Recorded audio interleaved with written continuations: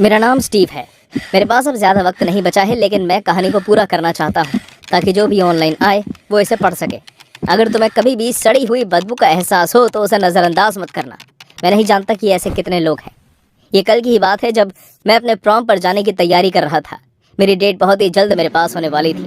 मैं खाली सड़क पर गाड़ी भगाते हुए ले गया। मेरे रोम रोम में उत्साह की लहर थी। तो फिर मैंने सारा के घर के आगे अपनी गाड़ी रोकी। ये वही लड़की थी जो मुझे पहले दिन से पसंद थी और मैं उसके साथ प्रॉम पर जाना चाहता था।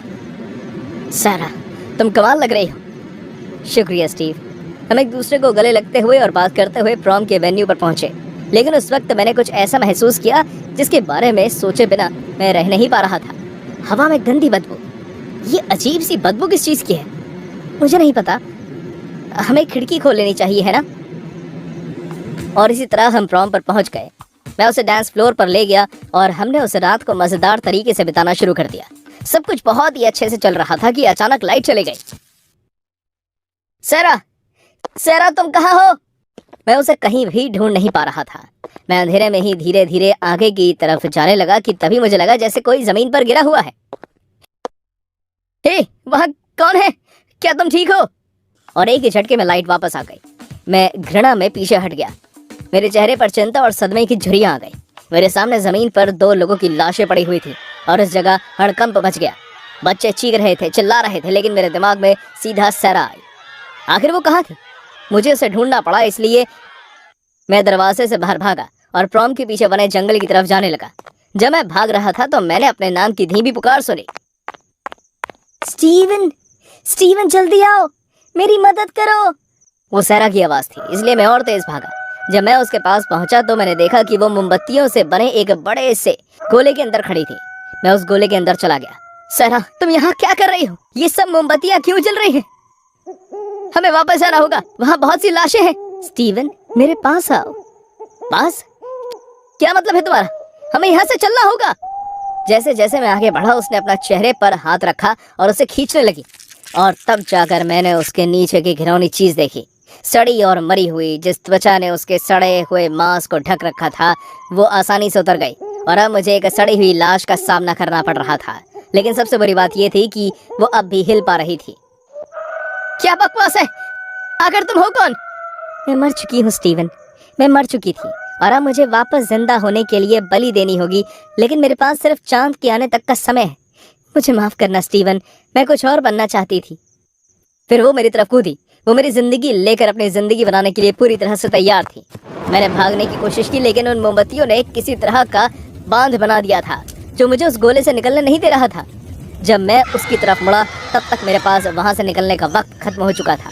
उसने मेरा गला पकड़ लिया था। उसने बहुत ही लंबी छलांग लगाई और अपने दोनों हाथों से मेरे गले को पकड़ लिया और मुझे जमीन पर गिरा दिया। सारा, ऐसे मत करो। मुझे माफ करना स्टीवन, मैं मरना नहीं चाहती, तुम समझ सकते हो, है ना? फिर उसने कोई जाप बोलना शुरू कर दिया। उसकी आवाज गूंजने लगी। जैसे ही उसने वो खत्म किया वो कंफ्यूज हो गई। क्या ये काम क्यों नहीं कर रहा? ये काम क्यों नहीं कर रहा? और तभी चांद भी निकल गया। जैसे ही उसकी रोशनी हम पर पड़ी सारा का शरीर बिखर कर जमीन पर गिर गया। मैं उस अंधेरे वाली जगह से भागा। मेरे दिमाग अब तक भी नहीं चल रहा था। मैं अपनी गाड़ी में बैठा और घर की तरफ जाने लगा। मैंने एक बार भी स्कूल की तरफ जाने के बारे में नहीं सोचा, वहां जहां मैं पुलिस की गाड़ी देख सकता था। जब मैं गाड़ी चला रहा था तो मुझे एक अजीब सी बदबू आने लगी, बहुत ही तेज सड़ी हुई बदबू जो और भी ज्यादा बुरी होने लगी जैसे जैसे मैं अपने घर के पास पहुंचने लगा। मैंने अपनी गाड़ी घर के बाहर लगाई और फौरन उसके अंदर से निकलकर बाथरूम की तरफ भागा। जो मैंने शीशे में देखा उसे देखकर मैं बहुत डर गया। मेरा शरीर सड़ रहा था, मेरी त्वचा फीकी पड़ रही थी, मेरे नसें उभर रही थी। मैं मर चुका था लेकिन फिर भी जिंदा था। इसी वजह से वो रिचुअल पूरा नहीं हो सका। उस बलि में एक जिंदा इंसान की जरूरत थी, ना कि मरे हुए की। और जबकि मैं ये लिख रहा हूँ मेरा शरीर सड़ चुका है। मुझे इससे बाहर निकलने का रास्ता ढूंढना होगा। अगर मैंने ऐसा नहीं किया तो आप समझ ही सकते हैं कि हमारे जैसे बहुत लोग हो जाएंगे। इसलिए अगर आप इस तरह की किसी भी परिस्थिति में आए तो सड़ी हुई बदबू को नजरअंदाज ना करें।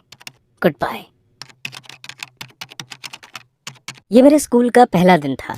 एक भयानक कार दुर्घटना के बाद मैं अपनी आम जिंदगी में दोबारा से लौट रही थी। नशे में धुत मेरी मॉम की लापरवाही से गाड़ी चलाने से मुझे अपना एक पैर गंवाना पड़ा। टीचर ने मुझे क्लास के सभी बच्चों से मिलवाया और मैं कह सकती थी कि वो सब मेरा स्वागत नहीं कर पा रहे थे। बच्चों ने सेशन के बीच में मेरे आने के बारे में कानाफूसी करना शुरू कर दिया, लेकिन मैंने दुर्घटना को गुप्त रखा। अगर उन्हें पता चल जाता कि मेरे नकली पैर हैं तो वो मेरा और भी मजाक उड़ाते। दोपहर के भोजन के दौरान मैं अपना खाना लेकर अपनी मेज पर जा रही थी जब मैं फिसल गई और एमिली नाम की एक लोकप्रिय लड़की पर सारा खाना गिर गया। ओ नहीं! मैंने उसके नई चमकदार ड्रेस पर पास्ता गिरा दिया था और सभी लोग हंस रहे थे। मुझे माफ कर दो। मेरी ये ड्रेस तुम्हारे पूरे परिवार से ज्यादा महंगी है, बेवकूफ लड़की। हे, तुम्हें इतना रूड होने की जरूरत नहीं है, ठीक है? नहीं तो क्या क्या कर लोगे तुम? हाँ, उसने मुझे धक्का दिया और इस बार मैं खुद को संभाल नहीं पाई। जैसे ही मैं गिरी मेरी स्कर्ट घुटने से ऊपर हो गई और सभी ने मेरी नकली टांग देख ली। वो ये क्या है? क्या तुम इंसान भी हो, अजीब लड़की? लोग मेरी वीडियो लेने लगे। मुझे अपमानित किया गया और मैं सदमे में आ गई। मैं उस बेवकूफ लड़की को थप्पड़ मारना चाहती थी, लेकिन मेरी भावनाएं मुझ पर हावी हो गई। मैं उठी और भाग गई। मैं तब तक भागी जब तक मेरे फेफड़ों ने हार नहीं मानी।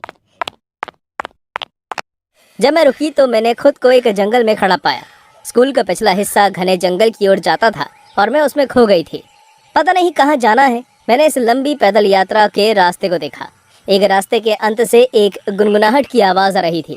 यह डरावना था, फिर भी एक ही समय में इतना आकर्षक भी। मैंने उस रास्ते पर चलना शुरू कर दिया। मुझे नहीं पता था कि मैं कहाँ जा रही हूँ, लेकिन मैं खुद को ऐसा करने से नहीं रोक पाई।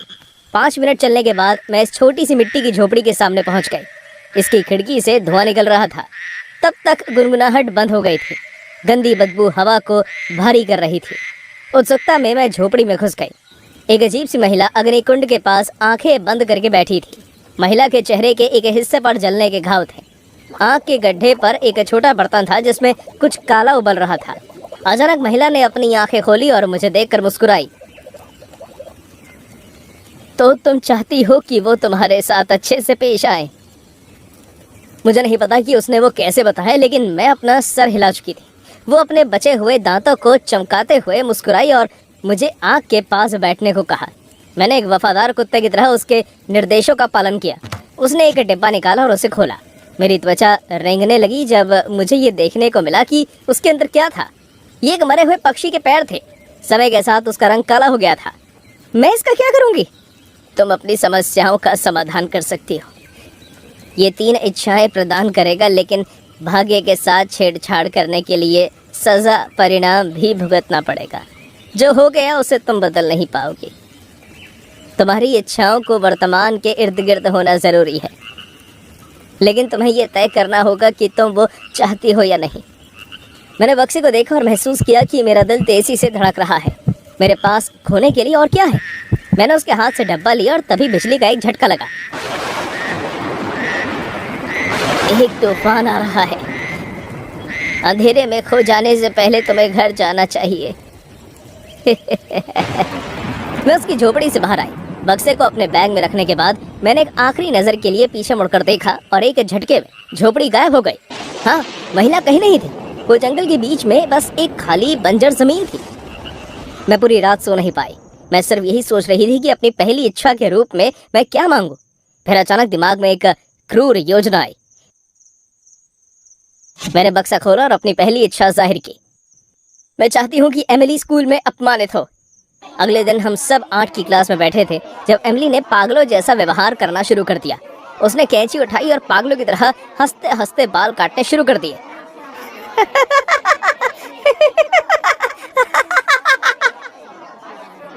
उस दिन उसका व्यवहार देखकर काफी बच्चे डर गए। हमारे 8 के टीचर ने उसे रोकने की कोशिश की, लेकिन उसने कैंची नहीं चलाने दी। मैं ठीक उसके बगल में बैठी थी और उसे खुद शर्मिंदा होते हुए देख रही थी। मेरे दिल ने उसकी इस हालत का खूब आनंद लिया। मैं भी थोड़ा हिली ही थी कि अचानक कैंची उसके हाथ से फिसल गई और मेरे पैर की उंगली पर लग गई। मैं दर्द से कराह उठी।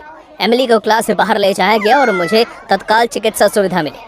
मरे हुए पक्षी के पैर की ताकत ने मुझे थोड़ा डरा दिया। अपना बदला लेने के लिए मैंने खुद को भी चोट पहुंचा ली थी, लेकिन तब ये सिर्फ एक कट था, इसलिए मुझे अपनी दूसरी इच्छा पूरी करने में ज्यादा समय नहीं लगा। एमिली के बाहर जाने के बाद मैंने फैसला लिया कि वो किसी भी तरह से प्रॉम में शामिल नहीं होनी चाहिए। मैं मौका लेना चाहती थी। मैं चाहती थी कि एमिली का बॉयफ्रेंड जैक मुझसे प्रॉम में जाने के लिए पूछे। मैं उसे बर्बाद करना चाहती थी और जितना हो सके उसे चोट पहुंचाना चाहती थी, और मेरी इच्छा पूरी हुई। घर के लिए निकलते समय जैक मेरे पास आया। उसने मुझे बताया कि एमिली प्रॉम के लिए नहीं जा रही थी और वो मुझे ले जाना चाहता है। मैंने फौरन हाँ कह दिया। मैं प्रॉम में जैक के साथ ब्लश पिंक गाउन पहनकर गई थी, लेकिन इससे पहले कि हम डांस फ्लोर पर जाते मैं वॉशरूम में चली गई। मैं अपनी तीसरी और आखिरी इच्छा के लिए तैयार थी। मैंने मरे हुए पक्षी के पैर से प्रॉम की रात को मेरे लिए यादगार बनाने के लिए कहा, और कहा कि सभी की निगाहें आज रात मुझ पर टिकी रहें। हमने डांस किया और एंजॉय किया। वो मेरी इच्छा पूरी कर रहा था। यही कारण है कि मैं इच्छाओं के द्वेषपूर्ण परिणाम के बारे में भूल गई थी। प्रॉम के अंत में जैक और मुझे प्रॉम राजा और रानी के रूप में ताज पहनाया गया। मंच पर चढ़ते ही मेरी इच्छा पूरी हो गई। मैं अपनी प्रॉम स्पीच देने के लिए पूरी तरह तैयार थी कि अचानक कुछ भयानक हुआ।